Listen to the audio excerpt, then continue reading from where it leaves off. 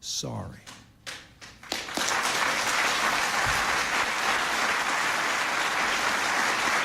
Studi Tuskegee tentang sifilis yang sengaja tidak diobati pada pria negro secara informal disebut sebagai eksperimen Tuskegee atau studi sifilis Tuskegee. Tuskegee adalah sebuah penelitian yang dilakukan antara tahun 1932 dan 1972 oleh United States Layanan Kesehatan Masyarakat Amerika Serikat dan Pusat Pengendalian dan Pencegahan Penyakit pada sekelompok hampir 400 pria Afrika Amerika dengan sifilis. Tujuan dari penelitian ini adalah untuk mengamati efek penyakit ketika tidak diobati, meskipun pada akhir penelitian kemajuan medis berarti itu sepenuhnya dapat diobati. Orang-orang itu tidak diberitahu tentang sifat percobaan dan lebih dari 100 orang meninggal dunia sebagai hasil dari penelitian tersebut yang sengaja tidak diberitahu penyakitnya dan sengaja tidak diobati. Pada tahun 1928, studi Oslo tentang sifilis yang tidak diobati atau sengaja tidak diobati telah melaporkan manifestasi patologis sifilis yang tidak diobati pada beberapa ratus pria kulit putih. Penelitian ini adalah studi retrospektif karena penelitian mengumpulkan informasi dari sejarah pasien yang telah tertular sifilis tetapi tetap tidak diobati selama beberapa waktu. Studi sifilis, Layanan Kesehatan Masyarakat Amerika Serikat di kelompok Tuskegee memutuskan untuk membangun pekerjaan Oslo dan melakukan studi prospektif untuk melengkapinya. Studi sifilis, Layanan Kesehatan Masyarakat Amerika Serikat di Tuskegee dimulai sebagai studi epidemiologi deskriptif 6 bulan tentang sebagai patologi yang terkait dengan sifilis pada populasi Macon County. Para peneliti yang terlibat dalam penelitian ini beralasan bahwa mereka tidak merugikan orang-orang yang terlibat dalam penelitian ini dengan anggapan bahwa mereka tidak mungkin menerima perawatan. Pada saat itu, diyakini bahwa efek sifilis tergantung pada ras mereka yang terkena dampak. Dokter percaya bahwa sifilis memiliki efek yang lebih nyata pada sistem kardiovaskular Afrika Amerika daripada pada sistem saraf pusat mereka. Peneliti yang terdaftar dalam penelitian ini totalnya sekitar 600 petani, penggarap Afrika Amerika yang miskin. Dari orang-orang ini, ada sekitar 399 orang memiliki sifilis laten dengan kelompok kontrol 201 pria yang tidak terinfeksi. Sebagai insentif untuk berpartisipasi dalam penelitian ini, para pria dijanjikan perawatan medis gratis, tetapi ditipu oleh PHS yang tidak pernah memberitahu subjek diagnosis mereka. Meskipun berisiko menginfeksi orang lain dan fakta bahwa penyakit ini dapat menyebabkan kebutaan, tuli, penyakit mental, penyakit jantung, kerusakan tulang, runtuhnya sistem saraf pusat, dan kematian.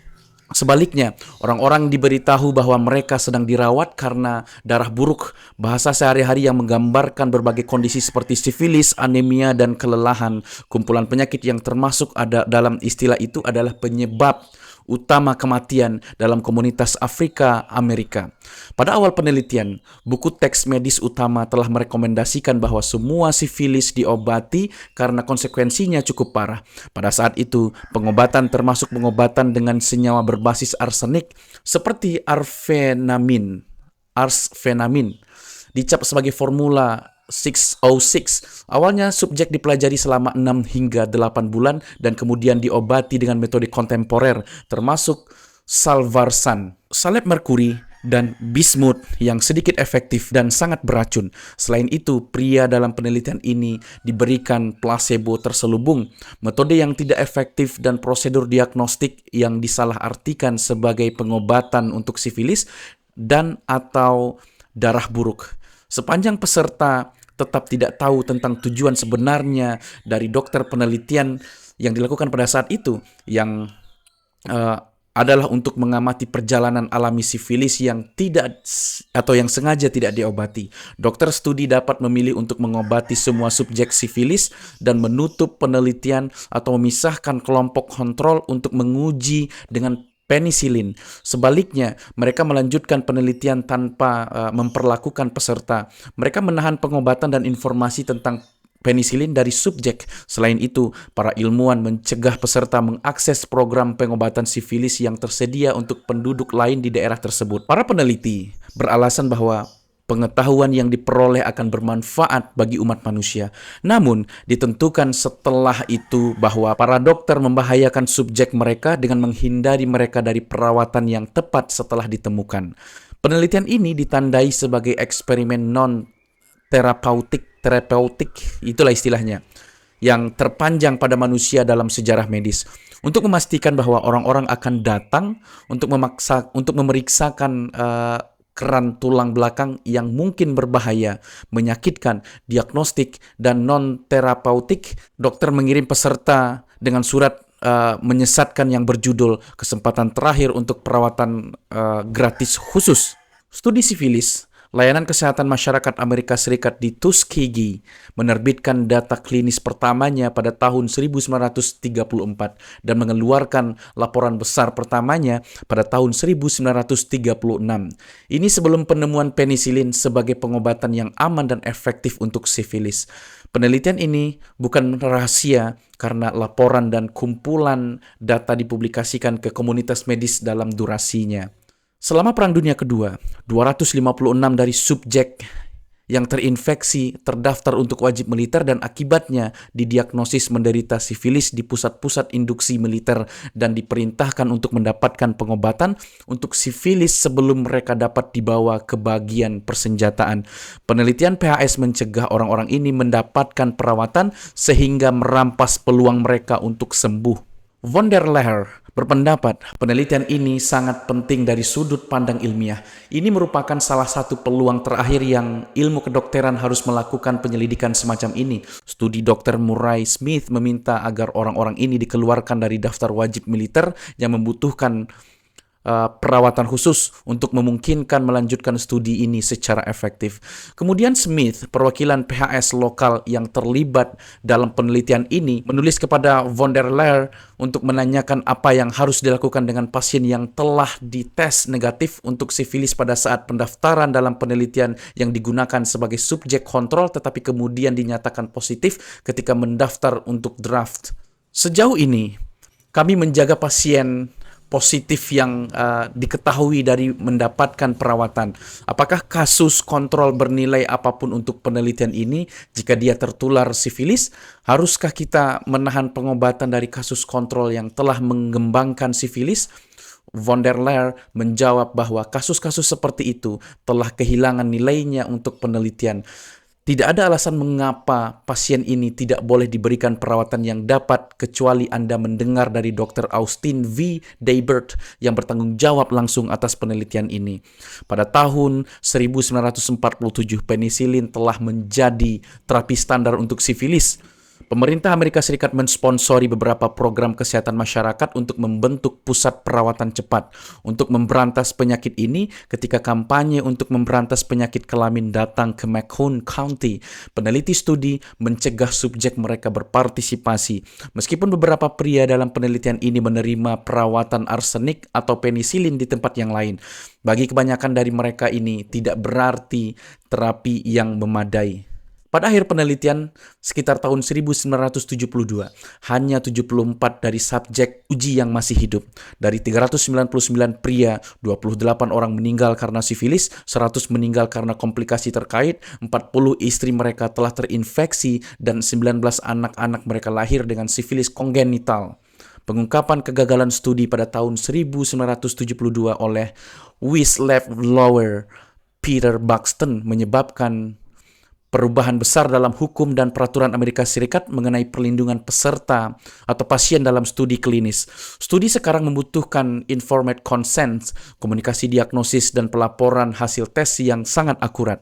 Akibat dari penelitian tersebut, pada tahun 1974, Kongres meloloskan Undang-Undang Riset Nasional dan menciptakan komisi untuk mempelajari dan menulis peraturan yang mengatur studi yang melibatkan peserta manusia.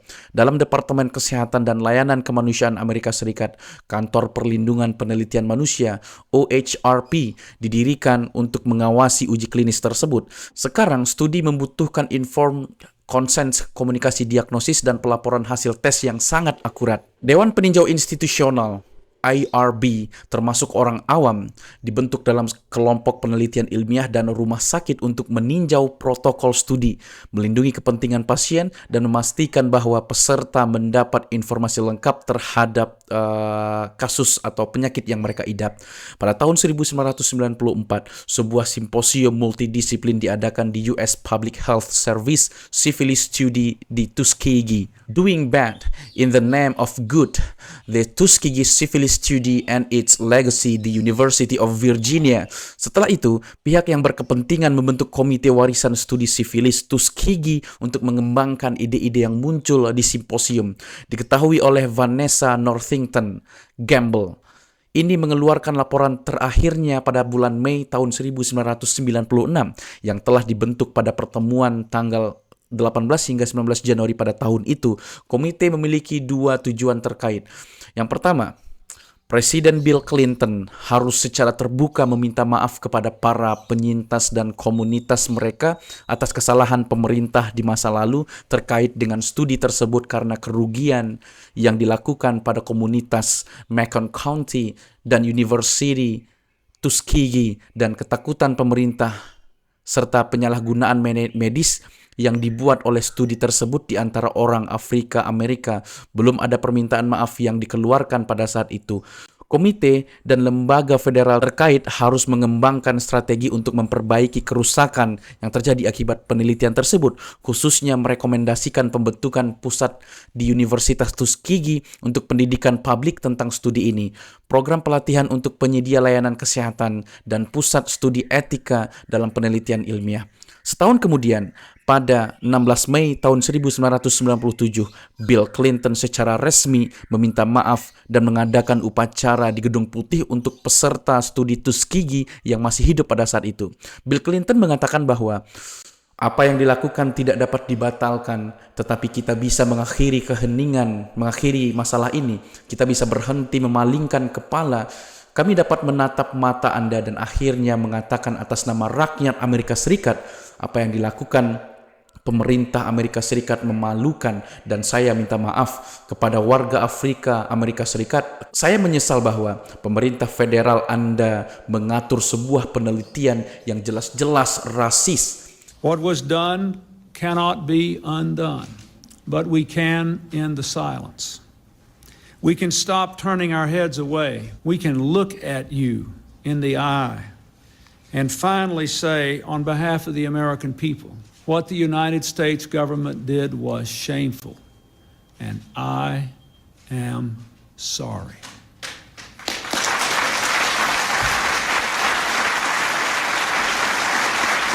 5 dari 8 penyintas studi menghadiri upacara Gedung Putih tersebut. Permintaan maaf Presiden Bill Clinton menyebabkan kemajuan dalam menangani tujuan kedua Komite Warisan. Pemerintah federal berkontribusi untuk mendirikan Pusat Nasional Bioetika dalam penelitian dan perawatan kesehatan di Tuskegee yang secara resmi dibuka pada tahun 1999 untuk mengeksplorasi isu-isu mendasari penelitian dan perawatan medis orang Afrika Amerika dan orang-orang yang kurang telayani lainnya. Pada tahun 2009, Museum Legacy dibuka di Pusat Bioetika untuk menghormati ratusan peserta studi Tuskegee tentang sifilis yang sengaja tidak diobati pada tahun itu pada pria Afrika dan Amerika Serikat. Pada Juni 2022, Milbank Memorial Fund meminta maaf kepada keturunan korban penelitian atas perannya dalam penelitian ini. Konsepsi yang berada di belakang studi sifilis layanan kesehatan masyarakat Amerika Serikat di Tuskegee pada tahun 1932 silam, di mana 100% pesertanya adalah pria Afrika Amerika, pedesaan miskin dengan akses yang sangat terbatas ke informasi kesehatan, ibaratnya orang-orang bodoh lah gitu loh, mencerminkan sikap rasial di Amerika Serikat pada waktu itu. Para dokter yang memimpin penelitian berasumsi bahwa orang Afrika dan Amerika sangat rentan terhadap penyakit kelamin karena ras mereka, dan mereka berasumsi bahwa peserta penelitian tidak tertarik untuk menerima perawatan medis. Taliaferro Clark mengatakan, kecerdasan populasi negro yang agak rendah, kondisi ekonomi yang tertekan, dan hubungan seks bebas yang umum tidak hanya berkontribusi pada penyebaran sifilis, tetapi ketidakpedulian yang berlaku berkaitan dengan pengobatan.